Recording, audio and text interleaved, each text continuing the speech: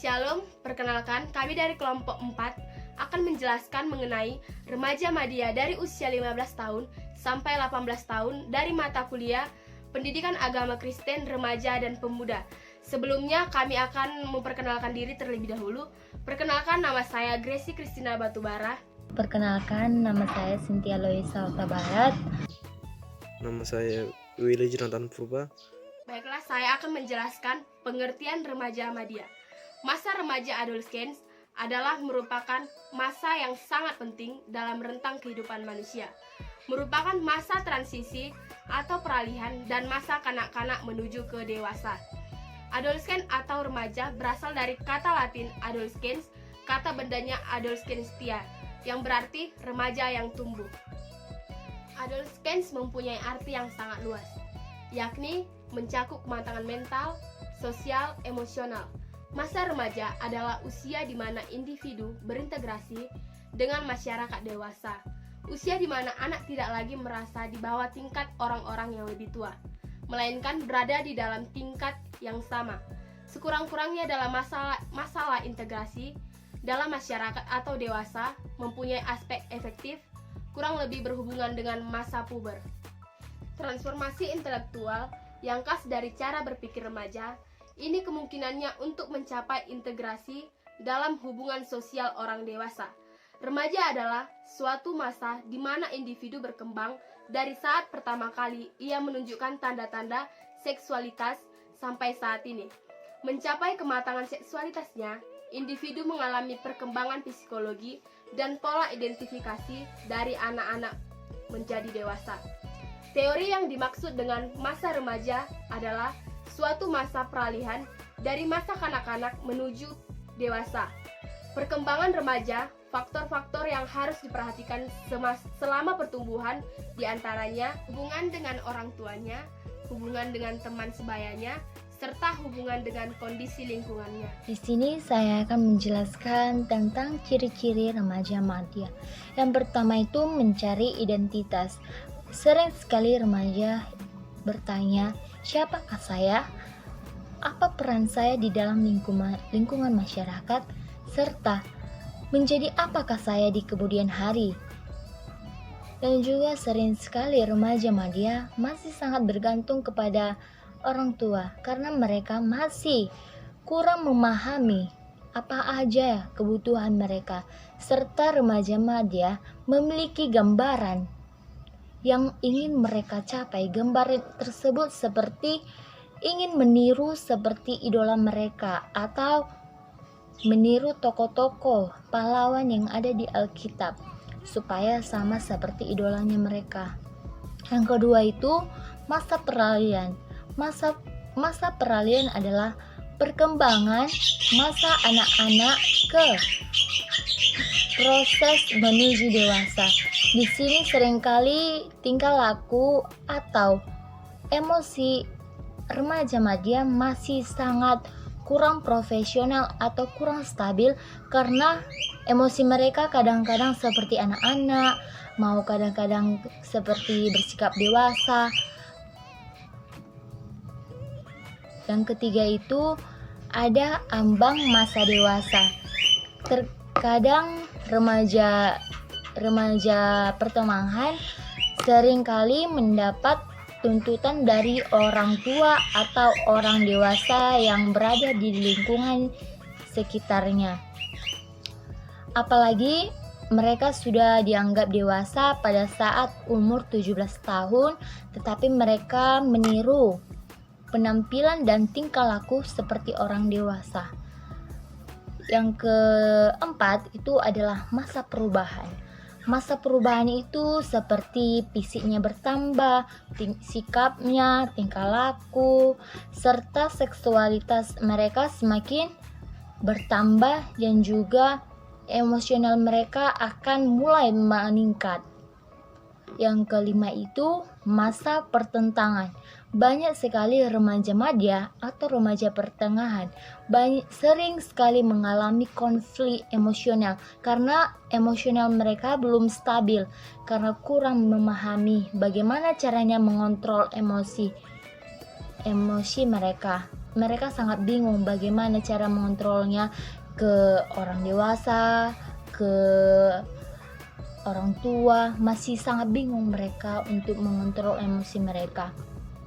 Seperti satu sisi ingin mereka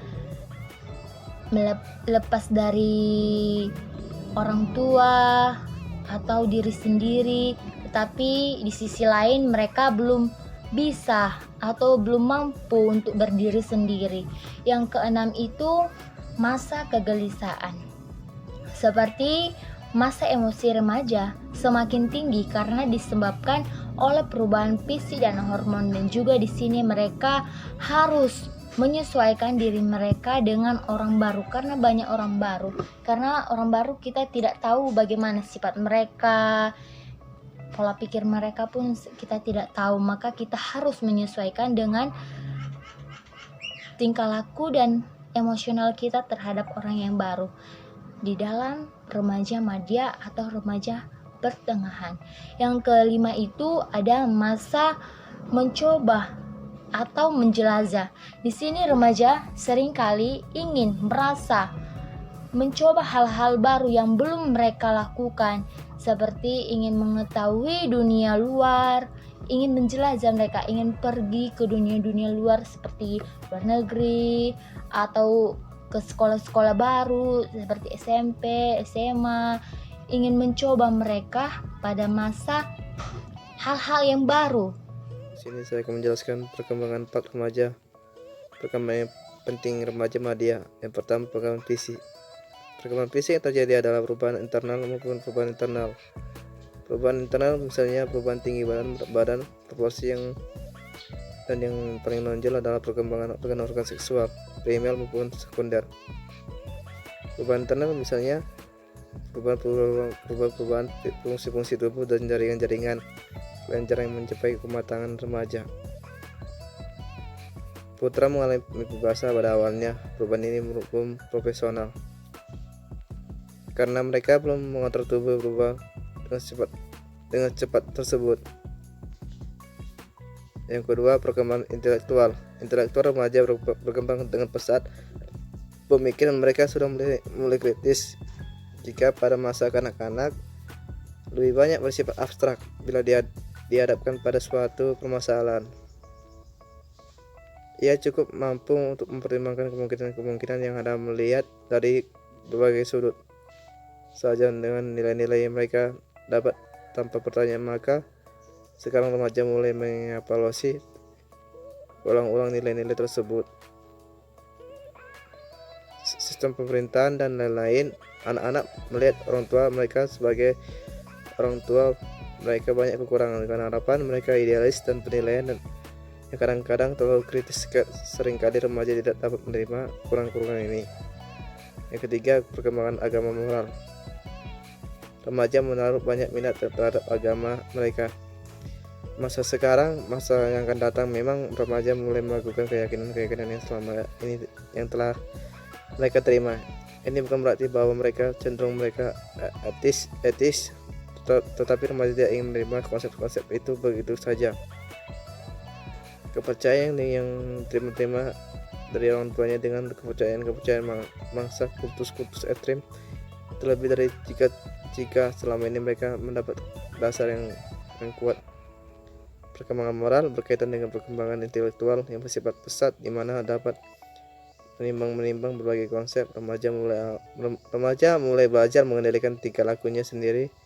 Mereka norma-norma yang yakni sendiri, bukan sekali dikendalikan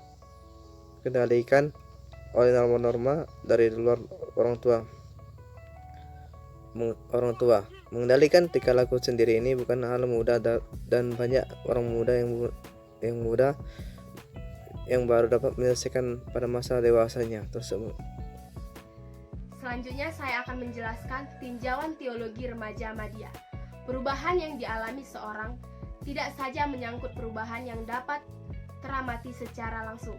Dalam hal ini bersifat kuantitatif, misalnya perubahan tinggi badan, berat badan, wajah ataupun tingkah laku, tetapi juga menyangkut perubahan yang lebih halus. Perkembangan iman seseorang atau pada remaja mengalami keadaan yang tidak selalu seperti hal fisiknya imannya muncul sikap kritis dan selektif terhadap berbagai nilai dari iman yang diyakini dibandingkan ketika masa anak-anak. Ini saya akan menambah dasar teologis remaja madya. Perkembangan remaja madya dapat mengalami perubahan. Pemahaman tentang Tuhan dipahami dan digambarkan sebagai sahabat karib sehingga pribadi Tuhan dirasakan dan dipandang menurut aspek persahabatan dan menuntun serta mengasihi orang.